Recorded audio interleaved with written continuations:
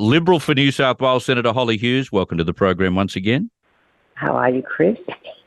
I'm doing very, very well, thank you. You are chairing a hearing in Melbourne on the NDIS. Can we say any more than that? Well, yeah, no, it's a public hearing. Anyone can have a listen. So we were in Geelong yesterday, we're in Melbourne today, Launceston tomorrow, and Burnie on Thursday. What have you discovered, that the NDIS is a bigger mess than what you thought? No, it's about the same mess that I thought it was, unfortunately. Look, I think there's a lot of issues around the NDIS.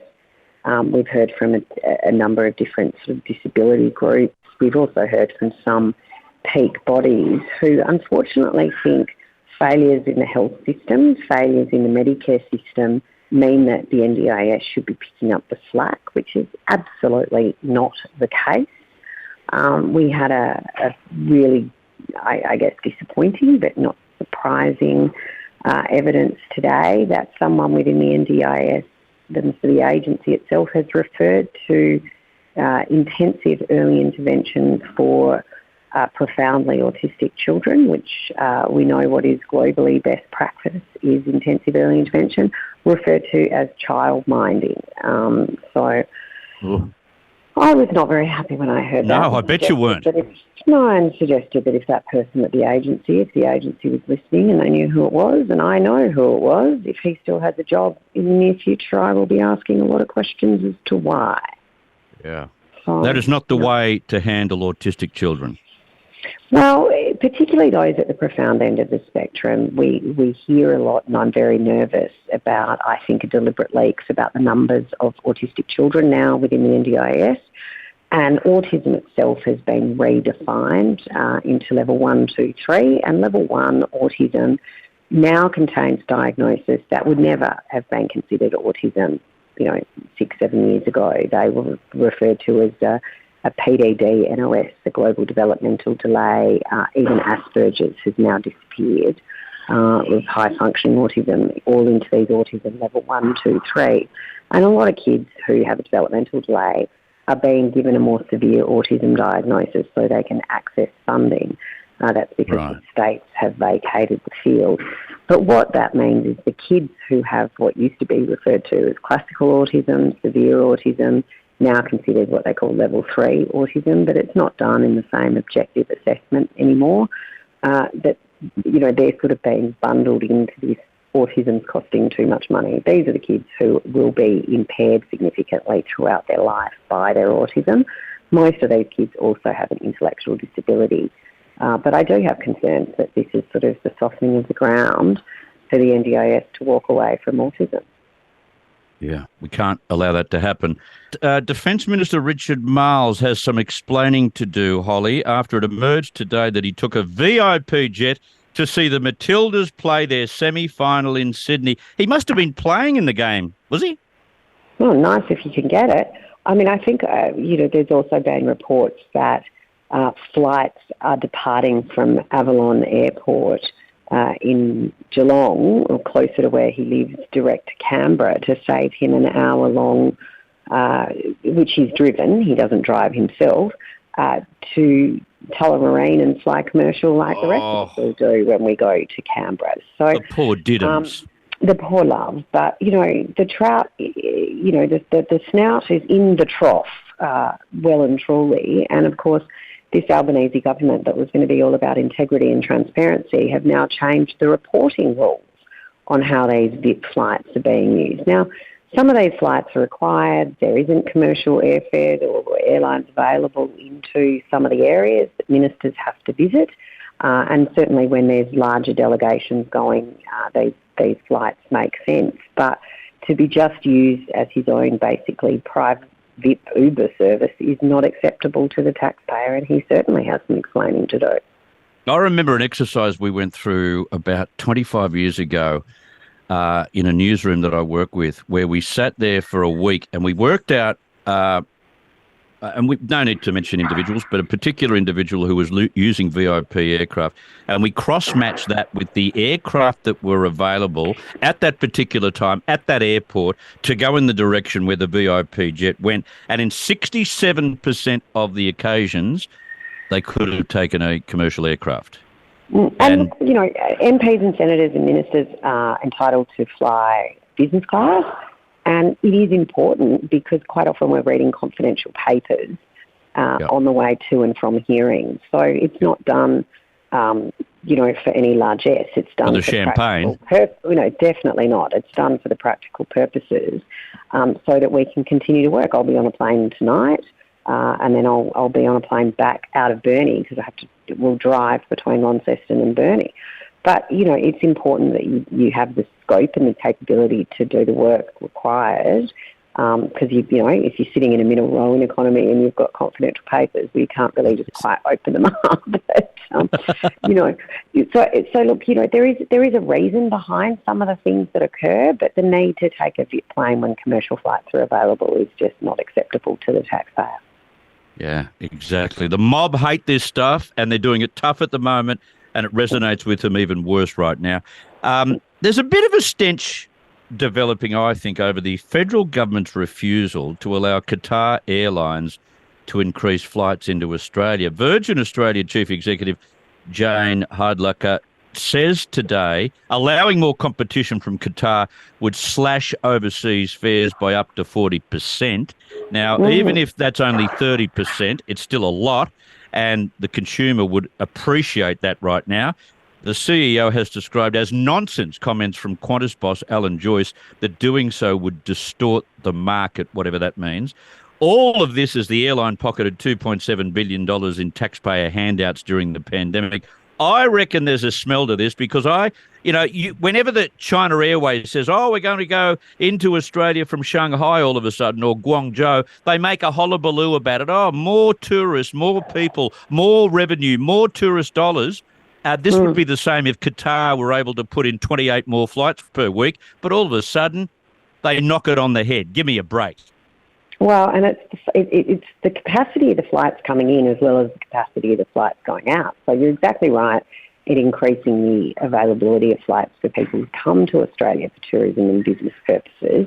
But there isn't an Australian anywhere at the moment, whether they're travelling domestically or internationally, wouldn't tell you how exorbitant flight prices are.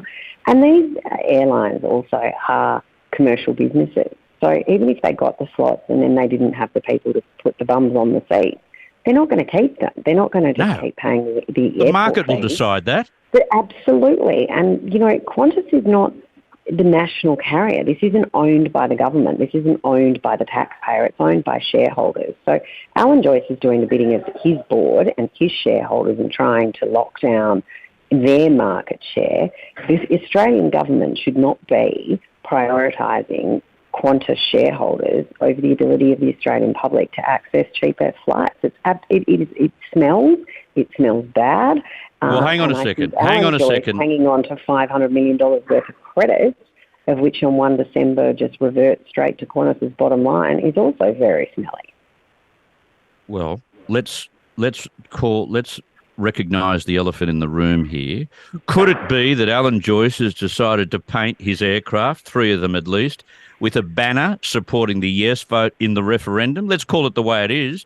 Is this thanks for that? He's also, offered to fly yes campaigners around the country for free. But if you want to support the no campaign, well, you can pay your own airfares. Considering the yes campaign has been given money, particularly I found interesting this week by the big miners, couldn't help themselves to fall over themselves to give money to the yes campaign. And now the yes campaign's trying to paint them as the villain in their rhetoric when trying to talk to Australian voters. I mean, it's just, the whole thing is just gross. This yes campaign, the way it's been pushed, the AEC's conduct in that a tick qualifies as a yes, but a cross doesn't qualify as a no. It's like they're doing everything they can to rig this vote and just undermine a very important democratic process. Yeah. Well, I tell you what, it just stinks. I just think that this is payoff for supporting the yes vote in a very, very visual way. Well, every other woke cause that is going, I mean, let's be honest, there isn't a woke cause that, Alan Joyce hasn't jumped on. No.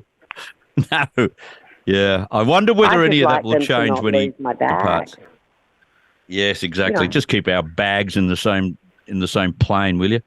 Well, I've become the most astute packer because even when I'm away for 5 days, I only do carry-on because you just can't trust them to not leave your bag. No. They lost the one time I took a bag to Canberra, which I took down empty so I could bring stuff back.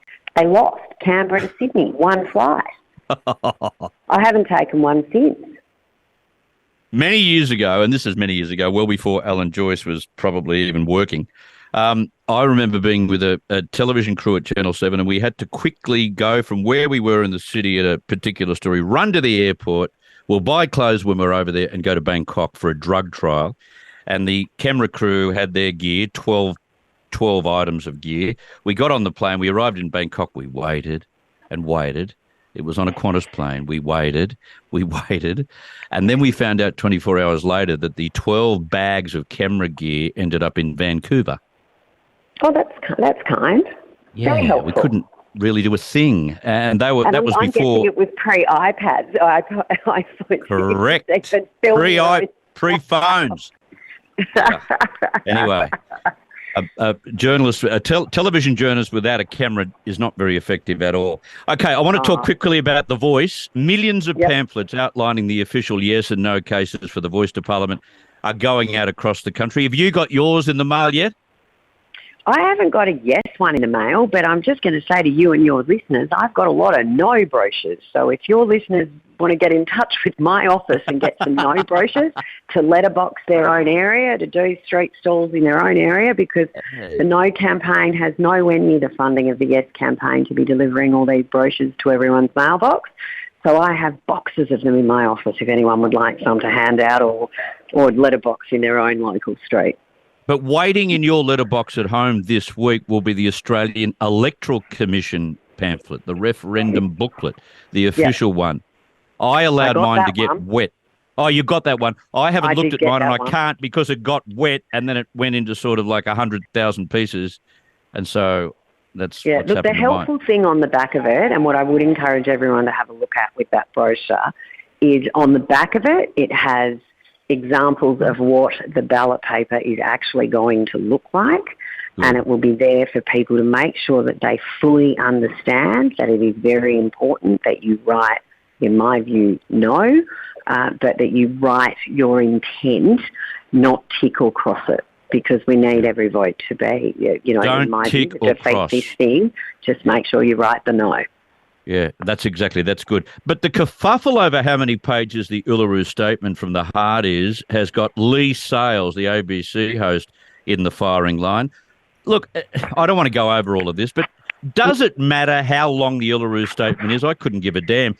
What we do know is that key contributors to that statement have placed on record they want to see reparations, and that is the point of the argument, right?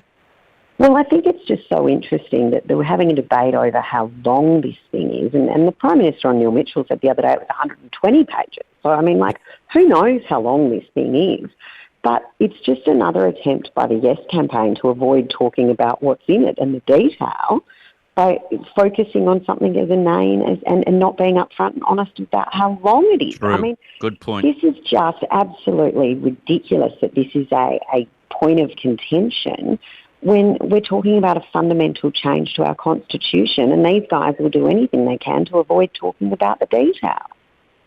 That's very true. And, at the end of the day, people are still not convinced that another committee or another council in the form of a constitutionally enshrined voice will change the outcome of disadvantaged Indigenous people. We don't know whether that is capable of taking place. We already spend $40 billion, and there's absolutely nothing to let us know that $40 billion will be redirected, or they won't magically find, and when I say magically find, borrow another $40 million. We just don't know. Yeah. Are those agencies now not delivering the closing the gap outcomes? Are they all staying and we're just adding more? We just don't know. Yeah. And there's no such thing as disinformation because they don't know what it will be. So how can you spread disinformation on something that has no information? Well, I don't know if you've seen today, but Facebook, Meta, has got rid of this RMIT fact check that were the group that said that Peter Credlin's claims of it being more than one page were false. which was then disproven by the ABC's own show Media Watch. And Meta's now moved to remove RMIT as one of their fact checkers. So, perhaps their ability to keep smearing and pushing out misinformation themselves might be now a little bit inhibited. Yes. The old thing about what is the truth is the problem in coming up with the truth, because the truth changes. I'll let you get back and do your thing with the NDIS committee. You're the chair of it. And thank you very much for finding time for us, Holly Hughes. Thanks, Nicky. Have a great week. Good on you. Same to you. Fantastic. Senator Holly Hughes, Liberal Party for New South Wales. She's right. How can you possibly, I talk about the disinformation and misinformation bill, which I've been encouraging you to write a submission against. And that's now closed, by the way. And I keep talking about the fact the problem with coming up what is truthful is that the truth changes. We are mere humans. We have limited abilities to find the truth. But what we do know is that if you start committing to what you think is the truth, sure enough, you'll find down the track, e.g. COVID-19, that the truth is off the mark and there's a new set of truth to follow. And this is what's happened with Meta. Facebook has decided that is no longer the truth, that it's only one page. It is actually multiple pages, the Uluru Statement from the Heart. So we're going to get rid of that fact checker, the fact checker of truth, because the fact checker of truth doesn't know what the truth is. And that is the whole problem with that disinformation and misinformation thought police bill in Australia. And that is the whole problem with having agencies of the US government in the offices of major tech companies in the United States coming up with what they believe is the truth because they don't know what the truth is. They simply don't know. Allow free speech to work out what the truth is. We'll pick it up pretty quickly.